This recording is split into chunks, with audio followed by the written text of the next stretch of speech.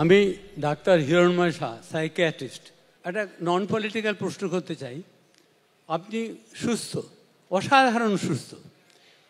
আপনি কি করে জানলেন? আপনাকে দেখি তো যেভাবে হাঁটেন। শুধু একটা কথা বলতে চাই, যদি মানুষকে একথাটা বলেন যে রোজ হাঁটো, অন্তত 40 মিনিট হাঁটো, আপনার স্বাস্থ্য খাতে যে ব্যয় হয় তার 25 to 30% কমে যাবে। শুধুমাত্র হাঁটলেই হবে না, মনে রাখবেন health is wealth. Wealth is not wealth at the end of the day. সুস্থ থাকতে হবে, এবং সুস্থ থাকতে গেলে একটু প্রাণায়াম 15 মিনিট টাইম বের করে নিতে হবে নিজের থেকে। ওটা নিজের জন্য একটু সময় রাখতে হবে। একটু এক্সারসাইজ যে যেরকম পারে। আমরা জিমে চলে যাচ্ছি এক্সারসাইজ করতে।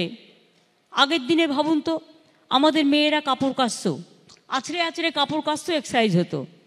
মশলা বাটতো, তাদের একটা এক্সারসাইজ হতো। তরকারি কাটতো, একটা এক্সারসাইজ হতো। তারপরে নানা রকম। এখন তো আমরা সবটাই নিজেদের মেশিনে দিয়ে দিয়েছি, আর সবটাই বাইরে থেকে চলে আসছে। কিন্তু সেটা না করে আমি কি বলবো, এখন অবশ্য ছেলেমেয়েরা দুজনেই চাকরি করে, তাদের সময়ও কম। আমি এটা বলছি না, আমি বলছি যতই কাজ করুন, ব্রেনটা খালি রাখবার জন্য, স্ট্রেসটা কমাবার জন্য একটু প্রাণায়াম, একটু ফ্রি এক্সারসাইজ করে নিন না, এবং একটু হাঁটুন। বেশি হাঁটারও দরকার নেই, কিন্তু তার সাথে খাবার যা ইচ্ছে তাই খেয়ে নিলাম তাহলে কিন্তু হবে না।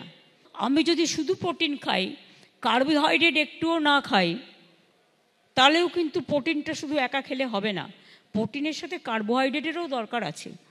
সুতরাং শরীরের নাম মহাশয়, যাহা সহিবে তাহা সয়। যার যেটা সয় সেটাকে দেখে শরীরটাকে সুস্থ রাখতে হবে।